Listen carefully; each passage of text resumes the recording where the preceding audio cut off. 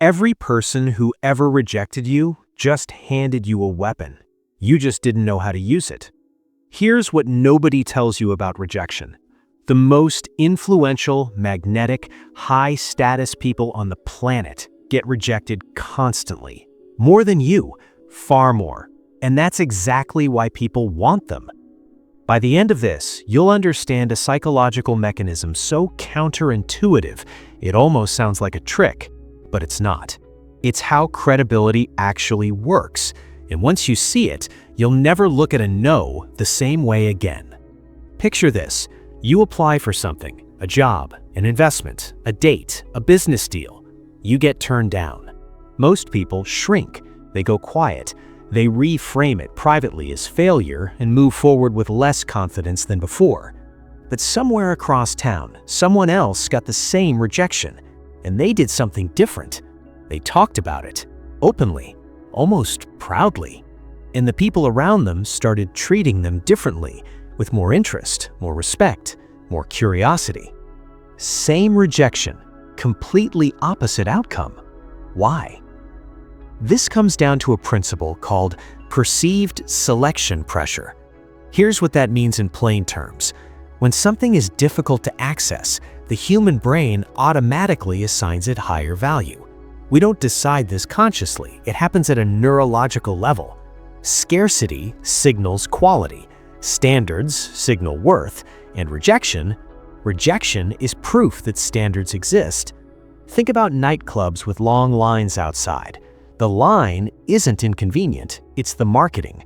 The bouncer saying "not tonight" to someone in front of you doesn't make you want to leave, it makes you want in more. Your life works the same way. Every time you got rejected by something selective, a university, a competitive firm, a high-value person, you were in contact with something that had standards, and that contact alone raises your perceived ceiling. The problem is most people hide rejection like a wound. They bury it. But here's where it gets interesting. Hiding rejection is the worst thing you can do.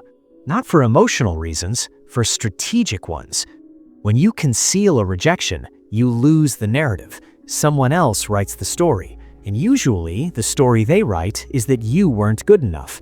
But when you own the rejection publicly, calmly, and with framing, you become the narrator. You control what it means. There's a concept in behavioral psychology called social validation through adversity. People trust those who have faced real resistance. It signals you played a real game, not a small one.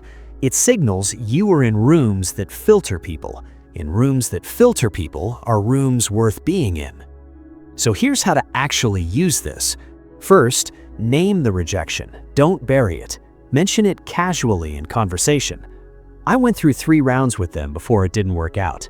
That sentence communicates more credibility than a resume line. Second, reframe the context, not the outcome. Don't spin it as "I almost made it." Spin it as "the process taught me exactly what they're looking for." Competence framing. You studied the selection criteria from the inside. Third, let rejection become a filter signal. When you got rejected by something selective, mention the selectivity, not the rejection. They only take 2% of applicants. Now the no becomes evidence of caliber.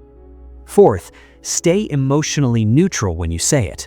Calm confidence in the face of rejection reads as mastery. Defensiveness reads as defeat. The energy you carry the story with is the story. Here's the truth that reframes everything. Rejection doesn't mean you weren't enough. It means you were playing a game with real stakes. Small games don't reject people. Easy rooms don't have bouncers.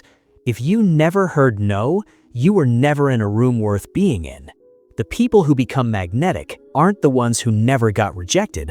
They're the ones who understood that rejection, handled right, is the most honest signal of ambition that exists. You didn't lose. You have evidence. Use it.